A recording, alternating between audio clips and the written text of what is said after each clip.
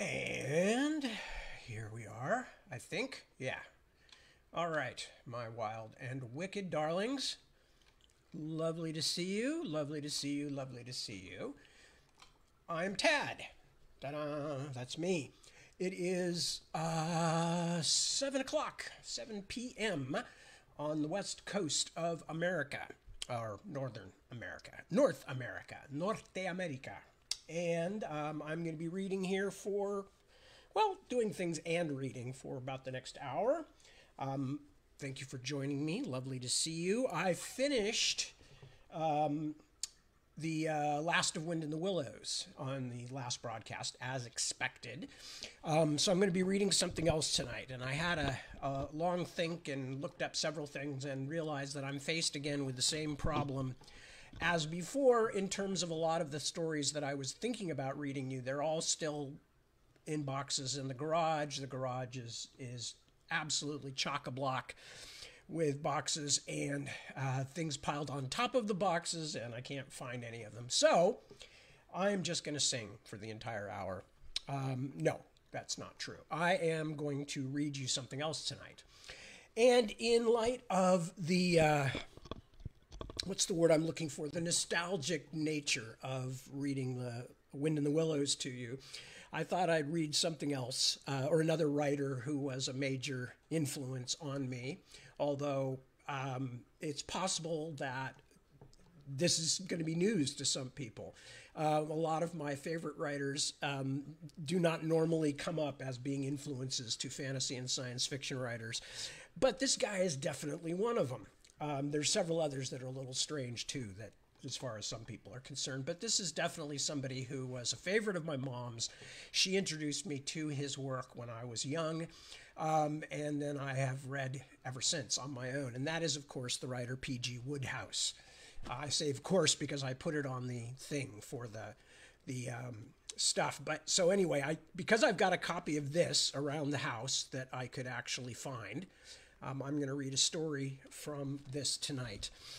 And I'll explain more about it in just a minute. But let me see what else was there to talk about. As I mentioned, we finished Wind in the Willows last night. I have been working on Splintered Sun. Deb, of course, is always working on her fabric art projects, which at some point I hope to be able to get a backdrop here where I can put up some of Deb's collection of quilts. She does fabric art, but we collect quilts. We've got some really lovely ones from many different times in history, predominantly focusing on quilts from the American South. And I would like to someday use those as an occasional, at least, if not full-time backdrop and kind of stuff like that. So that's a possibility. So Deb's still doing her thing as usual, plus all the other things she has to do, all the work of maintaining our business, since our business is the two of us. And, you know, after, I say, of course, with some help, some voluntary help from many people, and I've talked about them. You know, we mentioned that Ron and Ilva and Jeremy and Angela, who have helped so much with the Ostenard books, and Chris Fab, who is putting these up on YouTube, and various other people. So when I say it's just the two of us, I am fully aware that we have had a lot of volunteer help from other people. But back in the older days, we had an assistant and everything, and we weren't having to do everything ourselves quite as much. So at times we get a little bit behind with things that we would like to be doing. So anyway, so that's me, that's Deb. We're both working. Animals are well. Young people are all well. I did mention last night that we had a sad loss, which is that my former office cat, Lily, has died after living a very long life, apparently. We never knew for sure because she was a rescue. I'm not asking for sympathy or anything. I've already had a lot of that on the Facebook page and all that. So don't, you know, I know people, especially animal people, always get it, that it's very painful. But Lily has been living with one of our young people for the last year, and he took great care of her. But she just got too old, and finally the machine wore out, so to speak. And we miss her, and whatever journey she's on, we hope it's a good one and takes her someplace full of excitement and fun for cats. But yeah, many of you will remember Lily, who was the orange cat that used to be in the background in the office. Now it's the other orange cat and the black cat who are in the background. Speaking of, I've got the I've got the air filter thing on running. I had such the cat dander in this room, in part because I haven't had a chance to get it fully cleaned out and vacuum all the corners and stuff. And there's 2 cats now living here, one of whom is very long-haired. The cat dander here is like the London foggy smog of the Jack the Ripper era sometimes, and I will just be sitting here and suddenly find myself sneezing uncontrollably.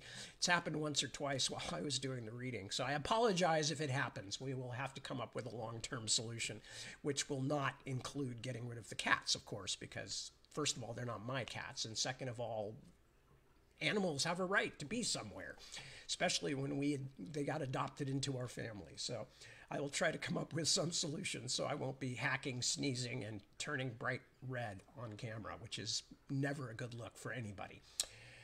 Okay, let's check in and see who might be out there and who has said hello, and see what we've got here in terms of comments. Not comments so much, but people checking in. And Andre is checking in from the Croatian coast. Hello, Andre. And Susan Shamblin checks in to say hello to TJ and PJ. Steve Rodriguez. Steve, my friend. Steve was my student way back in the old days, back when I was first becoming a writer, or had first published my first book. And Steve was a student in my class, and it is a lovely man. And Steve, yes, I will PM you when I get a chance.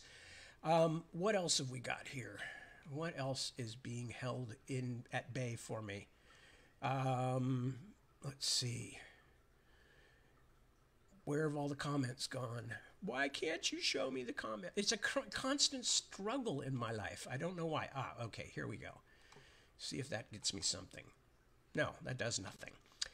Well, bugger. I'll check back in a few minutes when it's clearer what's going on. Why are you not... You're showing me how many people are online, but why will you not show me how many people are... What specific names are here? Because it's Facebook and it hates me. I don't know why.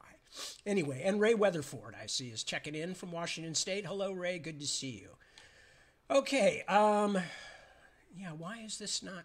Every time I turn around, something is slightly different with this bloody thing. And every time it hides the comment somewhere else. Let me see if I can get comments on this page. Just because I would like to be able to say hello to people. Okay, comments, no. Okay, well, it says, who have I not said hello to? Angie? Ivan, hello, Ivan. Jeremy, I just name-checked you earlier. Claudia, hello. Kelly, good to see you too. Becky Willems, and Tracy McClatchy, and Susan Shamblin, and Mark Gamble, and Christy Sanders are the ones who put their names on things so far, so that I know they're here. And a pleasure to see you all. Let me go back to talking about P.G. Wodehouse. I actually was going to read, because most people who know P.G. Wodehouse know him indirectly. They know him from other people talking about him. They know him because, of course, they have made many TV shows and things. And of his most famous character, Jeeves, the butler, and Jeeves's employer, who is really basically Jeeves's helpless apprentice in so many ways, because even though he's the supposed boss, Jeeves constantly saves his skin in one way or the other, and that is Bertie Wooster. In fact, those of you who may remember way back when, I actually had a story which was a Wodehouse pastiche called, oh God, now I've forgotten the name of it. It was something What Ho. Very science fiction-y sounding name, like Cosmotron, but it wasn't. I can't think of the name of it right offhand. Something What Ho, which featured a character named Bertram Booster, which of course was a takeoff on Bertram Wooster. Now, so anyway, I was going to read one of my favorite stories, and one of the first I ever read, which is called The Purity of the Turf, which is a Jeeves and Wooster story, where they get involved in making bets on they're staying in a place for the weekend, as Bertie is usually doing, going from country house to country house, cadging free meals. And they get involved with the school fair, and they're involved in a syndicate to bet on the village's sports day. And it's a lovely story. However, as I was looking at it, I was realizing that there's some stuff in the last bit of it that is a bit confusing if you don't know the ins and outs of British betting and things like that. So I decided to put that one aside and read a story that is not about Jeeves and Wooster, but is definitely a Wodehouse story in all of its other accoutrements, in terms of all the other bits and pieces of it. It's very, very much a classic P.G. Wodehouse story. It stars another character, but in fact, what I would say the gormless young aristocratic, or at least aspiring toward aristocratic males, are a common protagonist in Wodehouse stories. And when I say gormless, that's maybe a British term. Some of you don't know. Gormless just literally means kind of dopey and silly. I never have known what a gorm is, but it's a British expression meaning not a lot going on up here. And almost all of P.G. Wodehouse's protagonists are these young male gormless types who are either hopelessly in love and wanting to get married to some young woman, or they are terrified of being married. That's Bertie Wooster. That comes up in a lot of his stories. Women are always trying to marry Bertie, and he's only gotten out of it usually with the help of Jeeves. Now, there is no Jeeves in this one, which may be one reason why the story ends the way it does, but I don't want to give away too much. So, anything else I wanted to talk about before I start reading? No, I think that's basically it. Everybody okay here? I will be here next week to read. And then the week after that, we are going to be on a trip for about a week altogether. But it starts in the middle of the week, as I recall, and runs through the weekend and into the next week. So I should be back for the weekend after that. So that would be the 29th. I'll be here, and the 6th, I guess, 30 days in September. The 6th, I guess, or 7th, whichever one, however that falls out, the 6th, I guess, I will not be. So just so everybody's clear on that as far as the reading goes. Anything else? Any important news? No, not really. We're working, we're doing stuff.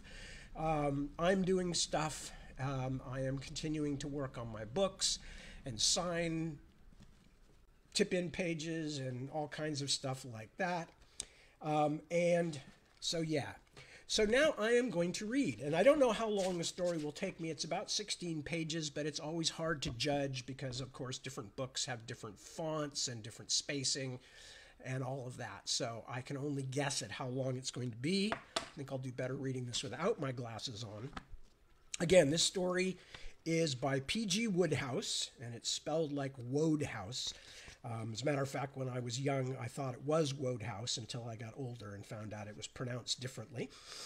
And the story is probably copyright sometime in the 1920s or very early 1930s, or maybe even earlier than that. I don't know. Wodehouse started publishing in the late teens in the aftermath of the First World War, and had his greatest prominence in the 20s and 30s, and to an extent into the 40s.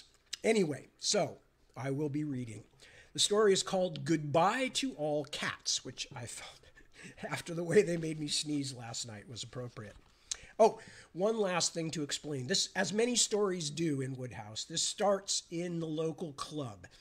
In this case, the Drones Club, which is also Bertie Wooster's club. But as I mentioned, Bertie Wooster is not in this story, but it's one of Wodehouse's things is he often starts his stories with somebody telling a tale in a club, often the Drones Club. So the only thing you need to know here is that all of the characters sitting around in the club before this story gets told are referred to by what they had just ordered to eat in the club lounge. So they're an egg, a crumpet, bean, So that's what the reference means when you see this. It's not the person's actual name, it's what they had ordered. So, goodbye to all cats. As the club kitten sauntered into the smoking room of the Drones Club and greeted those present with a friendly meow, Freddie Widgeon, who had been sitting in a corner with his head between his hands, rose stiffly. "I had supposed," he said in a cold, level voice, "that this was a quiet retreat for gentlemen. As I perceive that it is a blasted zoo, I will withdraw." And he left the room in a marked manner. There was a good deal of surprise, mixed with consternation. "What's the trouble?" asked an egg, concerned. Such exhibitions of the naked emotions are rare at the Drones. "Have they had a row?" A crumpet, always well-informed, shook his head. "Freddie has had no personal breach with this particular kitten," he said. "It is simply that since that weekend at Matcham Scratchings, he can't stand the sight of a cat." "Matcham what?" "Scratchings, the ancestral home of Dahlia Prenderby in Oxfordshire." "I met Dahlia Prenderby once," said the egg. "I thought she seemed a nice girl." "Freddie thought so too. He loved her madly." "And lost her, of course." "Absolutely." "Do you know," said a thoughtful bean, "I'll bet that if all the girls Freddie Widgeon has loved and lost were placed end to end, not that I suppose one could do it, they would reach halfway down Piccadilly." "Farther than that," said the egg. "Some of them were pretty tall. What beats me is why he ever bothers to love them. They always turn him down in the end. He might just as well never begin. Better, in fact, because in the time saved, he could be reading some good book." "I think the trouble with Freddie," said the crumpet, "is that he always gets off to a flying start. He's a good-looking sort of chap who dances well and can wiggle his ears, and the girl is dazzled for the moment, and this encourages him. From what he tells me, he appears to have gone very big with this Prenderby girl at the outset. So much so, indeed, that when she invited him down to Matcham Scratchings, he had already bought his copy of What Every Young Bridegroom Ought to Know." "Rummy, these old country house names," mused the bean. "Why Scratchings, I wonder?" "Freddie wondered too, till he got to the place. Then he tells me he felt it was absolutely the mot juste. This girl Dahlia's family, you see, was one of those animal-loving families, and the house, he tells me, was just a frothing maelstrom of dumb chums. As far as the eye could reach, there were dogs scratching themselves and cats scratching the furniture. I believe, though he never met it socially, there was even a tame chimpanzee somewhere on the premises, no doubt scratching away as assiduously as the rest of them. You get these conditions here and there in the depths of the country, and this Matcham place was well away from the centre of things, being about 6 miles from the nearest station. It was at this station that Dahlia Prenderby met Freddie in her 2-seater, and on the way to the house there occurred a conversation which I consider significant, showing, as it does, the cordial relations existing between the young couple at that point in the proceedings. I mean, it was only later that the bitter awakening and all that sort of thing propped up. "I do want you to be a success, Freddie," said the girl, after talking a while of this and that. "Some of the men I've asked down here have been such awful flops. The great thing is to make a good impression on father." "I will," said Freddie. "He can be a little difficult at times." "Lead me to him," said Freddie. "That's all I ask. Lead me to him." "The trouble is, he doesn't much like young men." "He'll like me." "He will he?" "Rather." What makes you think that?" "I'm a dashed fascinating chap." "Oh, you are?" "Yes, I am." "You are you?" "Rather." Upon which she gave him a sort of push, and he gave her a sort of push, and she giggled, and he laughed like a paper bag bursting, and she gave him a kind of shove, and he gave her a kind of shove, and she said, "You are a silly ass." And he said, What ho! All of which shows you, I mean to say, the stage they had got to by this time. Nothing definitely settled, of course, but love obviously beginning to burgeon in the girl's heart. And now we leave the narration of the Drones Club. Well, naturally, Freddie gave a good deal of thought during the drive to this father of whom the girl had spoken so feelingly, and he resolved that he would not fail her. The way he would suck up to the old dad would be nobody's business.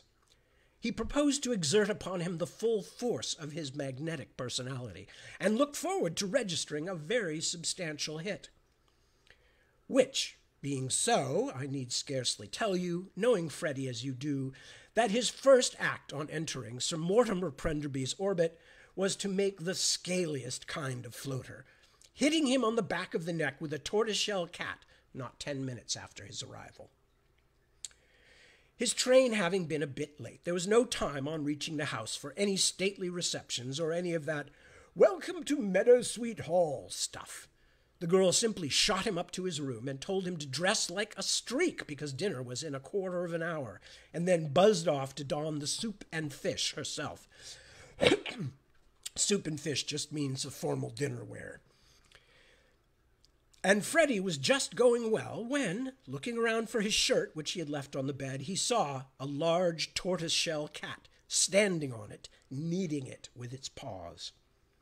Well, you know how a fellow feels about his shirt front. For an instant, Freddie stood spellbound. Then, with a hoarse cry, he bounded forward, scooped up the animal, and, carrying it out onto the balcony, flung it into the void. And an elderly gentleman coming round the corner at this moment received a direct hit on the back of the neck. "Hell!" cried the elderly gentleman. A head popped out of the window. "Whatever is the matter, Mortimer?" "It's raining cats." "Nonsense, it's a lovely evening," said the head, and disappeared.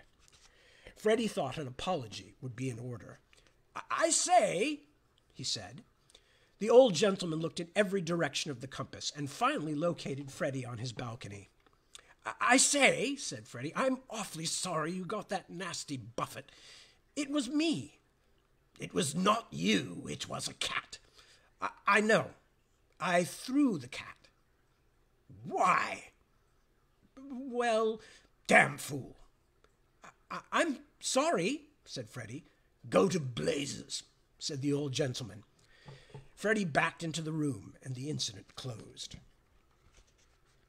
Freddie is a pretty slippy dresser, as a rule, but this episode had shaken him, and he not only lost a collar stud, but made a mess of the first 2 ties. The result was that the gong went while he was still in his shirt sleeves, and, on emerging from his boudoir, he was informed by a footman that the gang were already nuzzling their bouillon in the dining room. He pushed straight on there accordingly and sank into a chair beside his hostess just in time to dead heat with the final spoonful. Awkward, of course, but he was feeling in pretty good form owing to the pleasantness of the thought that he was shoving his knees under the same board as the girl Dahlia. So, having nodded to his host, who was glaring at him from the head of the table, as much as to say that all would be explained in God's good time, he shot his cuffs and started to make sparkling conversation to Lady Prenderby. "Charming place you have here, what?" Lady Prenderby said that the local scenery was generally admired. She was one of those tall, rangy Queen Elizabeth sort of women, with tight lips and cold blancmange eyes. Freddie didn't like her looks much, but he was feeling, as I say, fairly fizzy, so he carried on with a bright zip. "Pretty good hunting country, I should think." "I believe there is a good deal of hunting near here, yes." "I thought as much," said Freddie. "That's the stuff, is it not? A cracking gallop across good country, with a jolly fine kill at the end of it. What? Hark for'ard, yoicks, tally-ho, I mean to say, and all that sort of thing." Lady Prenderby shivered austerely. "I fear I cannot share your enthusiasm," she said. "I have the strongest possible objection to hunting. I have always set my face against it, as against all similar brutalizing blood sports." This was a nasty jar for poor old Freddy, who had been relying on the topic to carry him nicely through at least a couple of courses. It silenced him for the nonce.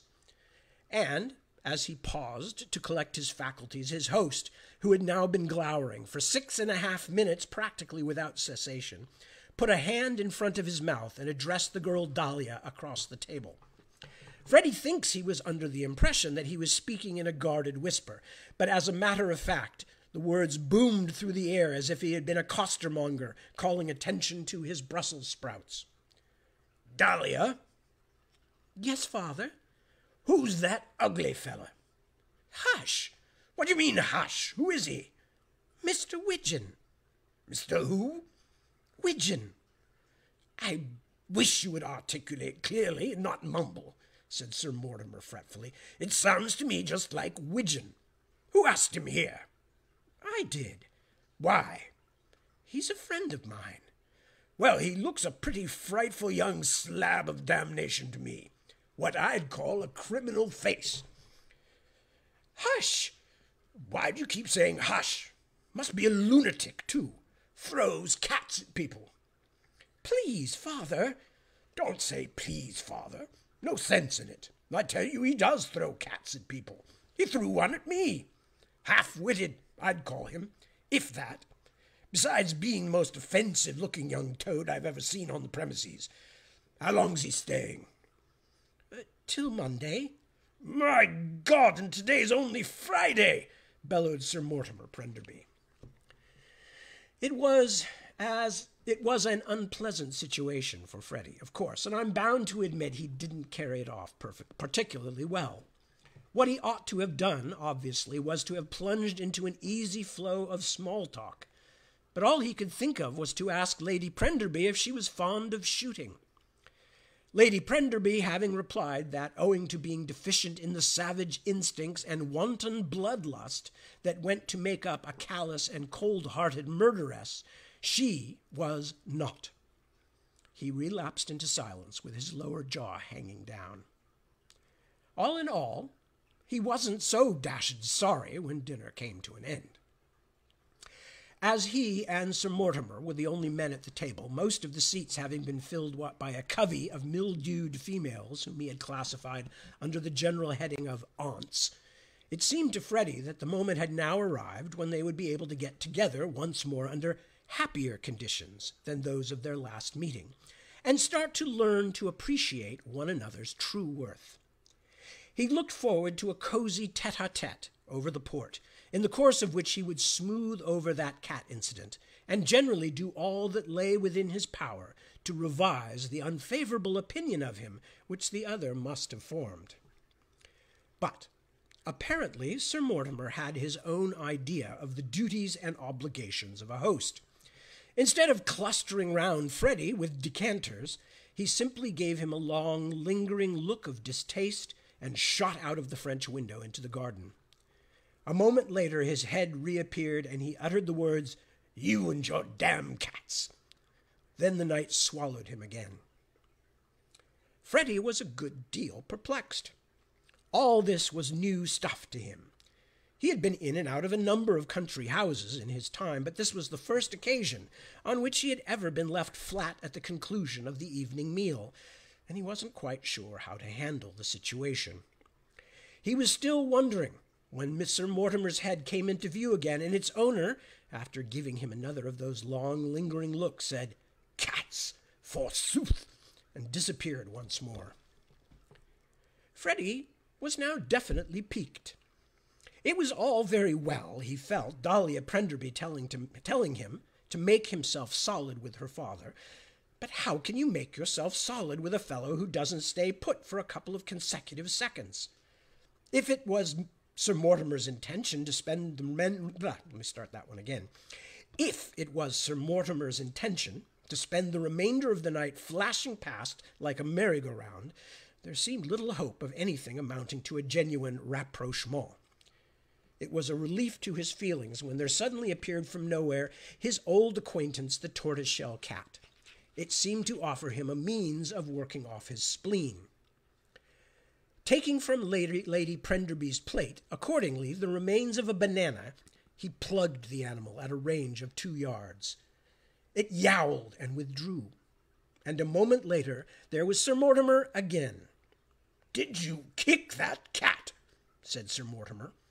Freddy had half a mind to ask this old disease if he thought he was a man or a jack-in-the-box, but the breeding of the Widgeons restrained him. "No," he said, "I did not kick that cat." "You must have done something to it to make it come charging out at 40 miles an hour." "I merely offered the animal a piece of fruit." "Do it again and see what happens to you." "Lovely evening," said Freddy, changing the subject. "No, it's not, you silly ass," said Sir Mortimer. Freddy rose. His nerve, I fancy, was a little shaken. "I shall join the ladies," he said with dignity. "God help them," replied Sir Mortimer Prenderby, in a voice instinct with the deepest feeling, and vanished once more. Freddy's mood, as he made for the drawing-room, was thoughtful.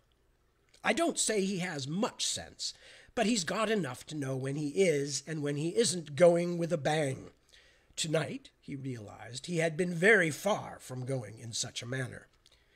It was not, that is to say, as the idol of Matcham Scratchings that he would enter the drawing-room, but rather as a young fellow who had made an unfortunate first impression, and would have to do a lot of heavy ingratiating before he could regard himself as really popular in the home.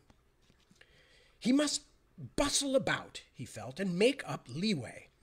And knowing that what counts with these old-style females who have lived in the country all their lives is the exhibition of those little politenesses and attentions which were all the go in Queen Victoria's time, his first action on entering was to make a dive for one of the aunts who seemed to be trying to find a place to put her coffee cup. "Permit me," said Freddy, suave to the eyebrows, and bounding forward with the feeling that this was the stuff to give them, he barged right into a cat. "Oh, sorry," he said, backing and bringing down his heel on another cat. I say, most frightfully sorry," he said, and, tottering to a chair, he sank heavily onto a third cat. Well, he was up and about again in a jiffy, of course, but it was too late. There was the usual not at alling and don't mention it-ing, but he could read between the lines. Lady Prenderby's eyes had rested on his for only a brief instant, but it had been enough. His standing with her, he perceived, was now approximately what King Herod's would have been at an Israelite mother's social Saturday afternoon. The girl Dahlia, during these exchanges, had been sitting on a sofa at the end of the room, turning the pages of a weekly paper, and the sight of her drew Freddy like a magnet. Her womanly sympathy was just what he felt he could do with at this juncture. Treading with infinite caution, he crossed to where she sat, and, having scanned the terrain narrowly for cats, sank down on the sofa at her side. And conceive his agony of spirit when he discovered that womanly sympathy had been turned off at the main. The girl was like a chunk of ice cream with spikes all over it. "Please do not trouble to explain," she said coldly in answer to his opening words. "I quite understand that there are people who have this odd dislike of animals." "But, dash it," cried Freddy, waving his arm in a frenzied sort of way. "Oh, I say, sorry," he added as his fist sloshed another of the menagerie in the short ribs. Dahlia caught the animal as it flew through the air. "I think perhaps you had better take Augustus, Mother," she said. "He seems to be annoying Mr. Widgeon." "Quite," said Lady Prenderby. "He will be safer with me." "But, dash it," bleated Freddy. Dahlia Prenderby drew in her breath sharply. "How true it is," she said, "that one never really knows a man till after one has seen him in one's own home." "What do you mean by that?" "Oh, nothing," said Dahlia Prenderby. She rose and moved to the piano, where she proceeded to sing old Breton folk songs in a distant manner, leaving Freddie to make out as best he could with a family album containing faded photographs with Aunt Emmy bathing at Llandudno, 1893, and This is Cousin George at the Fancy Dress Ball, written under them. And so the long, quiet, peaceful home evening wore on, till eventually Lady Prenderby mercifully blew the whistle, and he was at liberty to sneak off to his bedroom. You might have supposed that Freddie's thoughts, as he toddled upstairs with his candle, would have dwelt exclusively on the girl Dahlia. This, however, was not so. He did give her obvious shirtiness a certain measure of attention, of course, but what really filled his mind was the soothing reflection that at long last his patch and that of the animal kingdom of Matcham Scratchings had now divided. He, so to speak, was taking the high road, while they, as it were, would take the low road. For whatever might be the conditions prevailing in the dining room, the drawing room, and the rest of the house, his bedrooms, he felt, must surely be a haven, totally free from cats of all descriptions. Remembering, however, that unfortunate episode before dinner, he went down on all fours and subjected the various nooks and crannies to a close examination. His eye could detect no cats. Relieved, he rose to his feet with a gay song on his lips, and he hadn't got much beyond the first couple of bars when a voice behind him suddenly started taking the bass, and turning, he perceived on the bed a fine Alsatian dog. Freddie looked at the dog. The dog looked at Freddie. The situation was one fraught with embarrassment. A glance at the animal was enough to convince him that it had got an entirely wrong angle on the position of affairs, and was regarding him purely in the light of an intrusive stranger who had muscled in on its private sleeping quarters. Its manner was plainly resentful. It fixed Freddie with a cold yellow eye, and curled its upper lip slightly, the better to display a long white tooth. It also twitched its nose, and gave a sotto voce imitation of distant thunder. Freddie did not know quite what avenue to explore. It was impossible to climb between the sheets with a thing like that on the counterpane. To spend the night in a chair, on the other hand, would have been foreign to his policy. He did what I consider the most statesmanlike thing by sidling out onto the balcony and squinting along the wall of the house to see if there wasn't a lighted window hard by, behind which might lurk somebody who would rally round with aid and comfort. There was a lighted window only a short distance away, so he shoved his head out as far as it would stretch and said, "I say!" There being no response, he repeated, "I say!" And finally, to drive his point home, he added, "I say! I say! I say!" This time he got results. The head of Lady Prenderby suddenly protruded from the window. "Who," she inquired, "is making that abominable noise?" It was not precisely the attitude Freddie had hoped for, but he could take the rough with the smooth. "It's me, Widgeon, Frederick." "Must you sing on your balcony, Mr. Widgeon?" "I wasn't singing. I was saying, 'I say.'" "What were you saying?" "I say." "You say what?" I was saying, I say. Kind of a heart cry, if you know what I mean. The fact is, there's a dog in my room." "What sort of dog?" "A whacking great Alsatian." "Ah, that would be Wilhelm. Good night, Mr. Widgeon." The window closed. Freddie let out a heart-stricken yip. "But I say—" The window reopened. "Really, Mr. Widgeon? But what am I to do?" "Do? About this whacking great Alsatian?" Lady Prenderby seemed to consider. "No sweet biscuits," she said, "and when the maid brings you your tea in the morning, please do not give him sugar. Simply a little milk in the saucer. He is on a diet.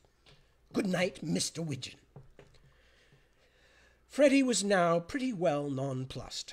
No matter what his hostess might say about this beastly dog being on a diet, he was convinced from its manner that its medical adviser had not forbidden it widgeons, and once more he bent his brain to the task of ascertaining what to do next. There were several possible methods of procedure. His balcony being not so very far from the ground, he could, if he pleased, jump down and pass a health-giving night in the nasturtium bed. Or he might curl up on the floor. Or he might get out of the room and doss downstairs somewhere. This last scheme seemed about the best. The only obstacle in the way of its fulfillment was the fact that, when he started for the door, his roommate would probably think he was a burglar about to loot silver of lonely country house and pin him. Still, it had to be risked, and a moment later he might have been observed tiptoeing across the carpet with all the caution of a slack-wire artist who isn't any too sure he remembers the correct steps. That's a tightrope walker.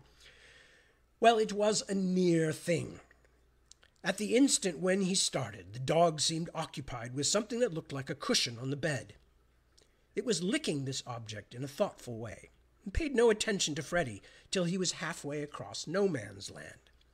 Then it suddenly did a sort of sitting high jump in his direction, and 2 seconds later Freddie, with a drafty feeling about the seat of his trouserings, was on top of a wardrobe, with the dog underneath looking up. He tells me that if he ever moved quicker in his life, it was only on the occasion when, a lad of 14, he was discovered by his uncle Lord Bleachester smoking one of the latter's cigars in the library, and he rather thinks he must have clipped at least 1/5 of a second off the record then set up. It looked to him now as if his sleeping arrangements for the night had been settled for him, and the thought of having to roost on top of a wardrobe at the whim of a dog was pretty dashed offensive to his proud spirit, as you may well imagine. However, as you cannot reason with Alsatians, it seemed the only thing to be done, and he was trying to make himself as comfortable as a sharp piece of wood sticking into the fleshy part of his leg would permit, when there was a snuffling noise in the passage, and through the door came an object which in the dim light he was at first not able to identify. It looked something like a pen wiper, and something like a piece of hearthrug. A second and keener inspection revealed it as a Pekingese puppy. The uncertainty which Freddie had felt as to the newcomer's status was shared, it appeared, by the Alsatian, for after raising its eyebrows in a puzzled manner, it rose and advanced inquiringly. In a tentative way, it put out a paw and rolled the intruder over. Then, advancing again, it lowered its nose and sniffed. It was a course of action against which its best friends would have advised it. These peaks are tough eggs, especially when, as in this case, female. They look the world in the eye and are swift to resent familiarity. There was a sort of explosion, and then, the next moment, the Alsatian was shooting out of the room with its tail between its legs, hotly pursued. Freddie could hear the noise of battle rolling away along the passage, and it was music to his ears. Something on these lines was precisely what the Alsatian had been asking for, and now it had got it. Presently the peak returned, dashing the beads of perspiration from its forehead, and came and sat down under the wardrobe, wagging a stumpy tail. And Freddie, feeling that the all-clear had been blown and that he was now at liberty to descend, did so. His first move was to shut the door. His second, to fraternize with his preserver. Freddie is a chap who believes in giving credit where credit is due, and it seemed to him that this peak had shown itself an ornament of its species.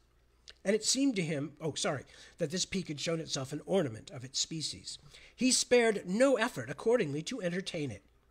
He lay down on the floor and let it lick his face 233 times.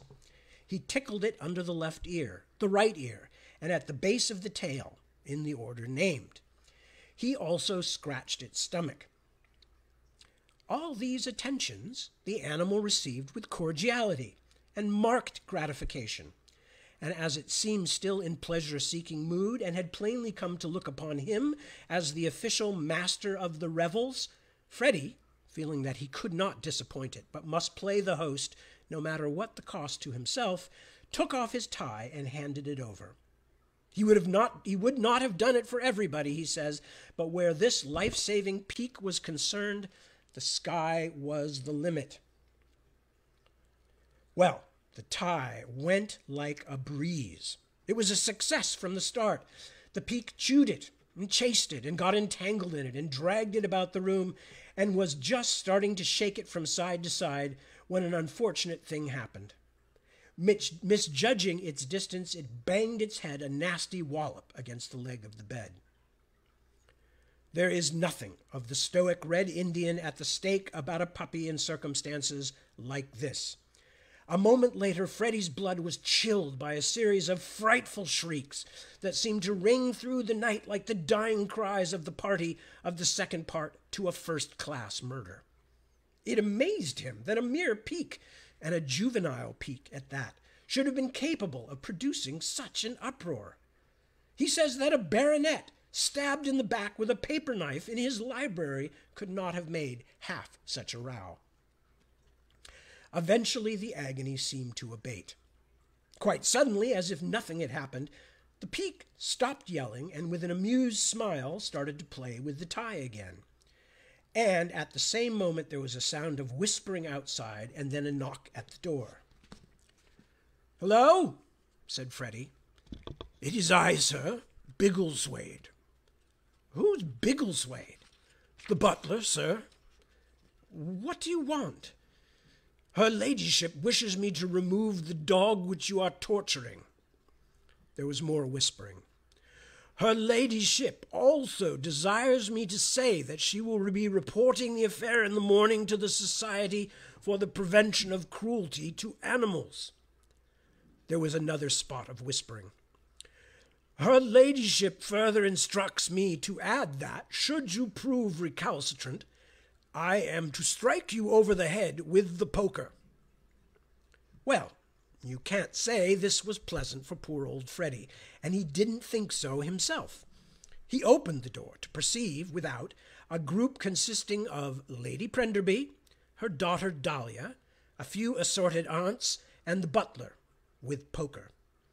And he says he met Dahlia's eyes and they went through him like a knife. "Let me explain," he began. "Spare us the details," said Lady Prenderby with a shiver. She scooped up the peak and felt it for broken bones. But listen. Good night, Mr. Widgeon." The aunt said good night too, and so did the butler. The girl, Dahlia, preserved a revolted silence. "But honestly, it was nothing, really. It banged its head against the bed." "What did he say?" asked one of the aunts, who was a little hard of hearing. "He says he banged the poor creature's head against the bed," said Lady Prenderby. "Dreadful," said the aunt. "Hideous," said a second aunt.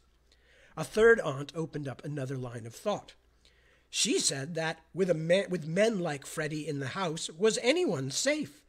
She mooted the possibility of them all being murdered in their beds, and though Freddie offered to give her a written guarantee that he hadn't the slightest intention of going anywhere near her bed, the idea seemed to make a deep impression. "Biggleswade," said Lady Prenderby. "M'lady?" "You will remain in this passage for the remainder of the night, with your poker." "Very good, m'lady." "Should this man attempt to leave his room, you will strike him smartly over the head." "Just so, m'lady." But listen," said Freddie. "Good night, Mr. Widgeon." The mob scene broke up. Soon the passage was empty, save for Biggleswade the butler, who had begun to pace up and down, halting every now and then to flick the air with his poker, as if testing the lissomeness of his wrist muscles, and satisfying himself that they were in a condition to ensure the right amount of follow-through. The spectacle he presented was so unpleasant that Freddie withdrew into his room and shut the door. His bosom, as you may imagine, was surging with distressing emotions. That look which Dahlia Prenderby had given him had churned him up to no little extent. He realized that he had a lot of tense thinking to do, and to assist thought, he sat down on the bed. Or, rather, to be accurate, on the dead cat which was lying on the bed. It was this cat which the Alsatian had been licking just before the final breach in his relations with Freddie, the object, if you remember, which the latter had supposed to be a cushion. He leaped up as if the corpse, instead of being cold, had been piping hot. He stared down, hoping against hope that the animal was merely in some sort of coma, but a glance told him that it had made the great change. He had never seen a deader cat. After life's fitful fever, it slept well. You wouldn't be far out in saying that poor old Freddie was now appalled. Already his reputation in this house was at zero, his name mud. On all sides he was looked upon as Widgeon the amateur vivisectionist. This final disaster could not but put the tin hat on it. Before, he had had a faint hope that in the morning, when calmer moods would prevail, he might be able to explain that matter of the peak. But who was going to listen to him if he were discovered with a dead cat on his person? And then the thought came to him that it might be possible not to be discovered with it on his person. He had only to nip downstairs and deposit the remains in the drawing-room or somewhere, and suspicion might not fall upon him. After all, in a super-catted house like this, cats must always be dying like flies all over the place. A housemaid would find the animal in the morning and report to GHQ that the cat strength of the establishment had been reduced by 1, and there would be a bit of tut-tutting, and perhaps a silent tear or two, and then the thing would be forgotten. The thought gave him new life. All briskness and efficiency, he picked up the body by the tail and was just about to dash out of the room when, with a silent groan, he remembered Biggleswade. He peeped out. It might be that the butler had, once the eye of authority had been removed, had departed to get the remainder of his beauty sleep. But no. Service and fidelity were evidently the watchwords at Matcham Scratchings. There the fellow was, still practicing half-arm shots with the poker. Freddie closed the door. And as he did so, he suddenly thought of the window. There lay the solution. Here he had been fooling about with doors and thinking in terms of drawing-rooms, and all the while there was the balcony staring him in the face.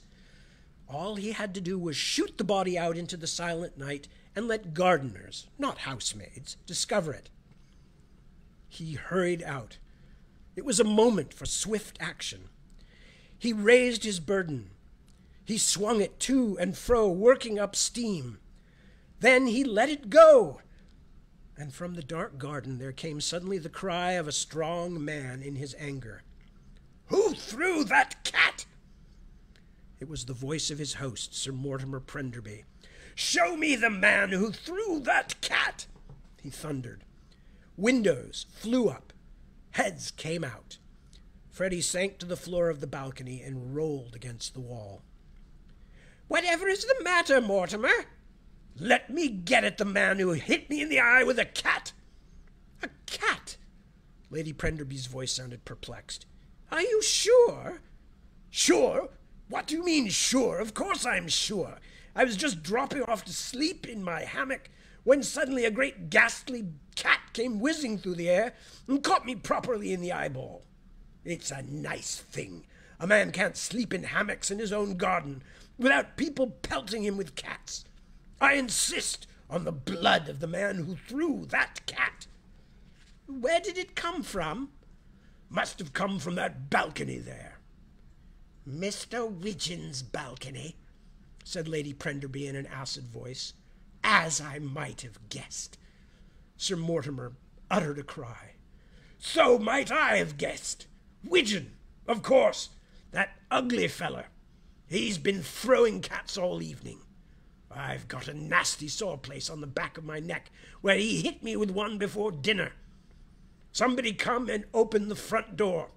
I want my heavy cane, the one with the carved ivory handle. Or a horsewhip will do." "Wait, Mortimer," said Lady Prenderby. "Do nothing rash. The man is very evidently a dangerous lunatic. I will send Biggleswade to overpower him. He has the kitchen poker." "Little," said the Crumpet, "remains to be told. At 2:15 that morning, a sombre figure in dress clothes, without a tie, limped into the little railway station of Lower Smattering-on-the-Whistle, some 6 miles from Matcham Scratchings. At 3:47 it departed Londonwards on the up-milk train. It was Frederick Widgeon. He had a broken heart and blisters on both heels. And in that broken heart was that loathing for all cats of which you recently saw so signal a manifestation. I am revealing no secrets when I tell you that Freddie Widgeon is permanently through with cats. From now on, they cross his path at their peril. And that is the end. So, I forgot there was quite that much cat flinging in the story. Anyway, but I hope you enjoyed that. I always enjoy P.G. Wodehouse. I enjoy him, of course, not just for his sense of humor, of which I think only a very few English writers have approached in terms of his humor, but also, of course, and the careful crafting of his stories, which, as Wodehouse himself always used to say, they are essentially fluff. They are fluffy stories. They are meant only to amuse, to whatever it might be. But because of the nature of the stories, which most of them are about people getting into trouble, they're very much like things like the Larry David Show, Curb Your Enthusiasm, or Fawlty Towers, where Basil Fawlty was always getting himself into these ridiculous positions, and things just got worse and worse and worse and worse. Many of Wodehouse's stories operate the same way. Not quite as much as in this one, because in many, many of them, the day is saved by Jeeves or the protagonist himself or somebody like that. Occasionally a female protagonist, but the crafting of the trap that slowly closes on these people, or the chain of awkward coincidences or whatever, are very much lessons on how to write plots. Because, of course, not only do you have to set these things up, as, for instance, in this story, he sets up the Alsatian licking something on the bed, which Freddie Widgeon thinks is a pillow, is a cushion, but of course a cat who has expired on the bed. You can't just set these things up. You also have to come up, even in a silly story, even in a fluff story like Wodehouse specialized in, you have to set them up in such a way that the actions of the characters proceed sensibly from these things that happen. In other words, if you stretch that believability too far, then the reader or hearer, in this case, the auditor, sees the hand of the writer coming in. And when you consider that somebody like Wodehouse, he basically played these same tricks over and over and over and over to the tune of dozens and dozens and dozens of wonderful, funny stories, you will maybe begin to see how much work it takes to continually do that. And it is very, very similar to genre writing. Because as I've often said when I've been doing, talks or readings or whatever, the whole thing about genre is that it is an agreement between the creator and the audience, an agreement to give the reader a certain amount of things they expect from that genre. If it's a mystery, they expect a murder or something similar. They expect clues. They expect to be given a chance to at least analyze things alongside whoever the character is who is trying to solve this particular happenstance, whatever it is, a crime or just a mystery. In the same sense, if you're writing horror fiction, you have to deliver some things that are horrifying. If you're writing fantasy fiction, you have to set things up in such a way that the world makes sense and the things that happen in the stories make sense. You have to give the reader a certain amount of what they turned to the genre looking for. But if you do that, you can do anything else that you want to, which is what I love about it. But it becomes even more difficult when you're writing not extremely long novels like I do, but short fiction, especially short fiction of a very particular choreographed type, which is what P.G. Wodehouse always did. I can read Wodehouse stories. I can read all of them. I can read them over. And unless I specifically remember every detail of the story, I will still be caught by surprise by the sudden changes sometimes, or the unexpected happenings that suddenly turns the situation into something completely different. So I gleaned a lot from P.G. Wodehouse when I first started reading him as a kid, and not simply the sense of humor, which I think obviously it as with a lot of English humor, always jibed with me and my family upbringing and what we thought was funny, but also the craftsmanship of having to take these very minute twists and turns of stories and make them happen in such a way that the reader never stops and says, oh, come on, but in fact is quite happy to throw themselves into it and follow the process of the plot as it winds and switches back and things get confused and go a new direction, and et cetera, et cetera.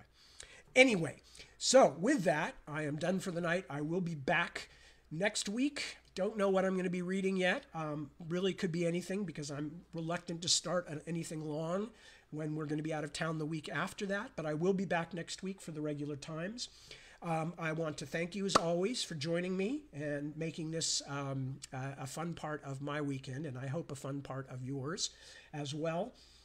And take good care of yourselves. Take good care of your loved ones, your friends, people around you when you can. Keep an eye out for those who might need a smile or a kind word. And I will see you next week. So peace, and thank you again for joining me, and be well. Ciao.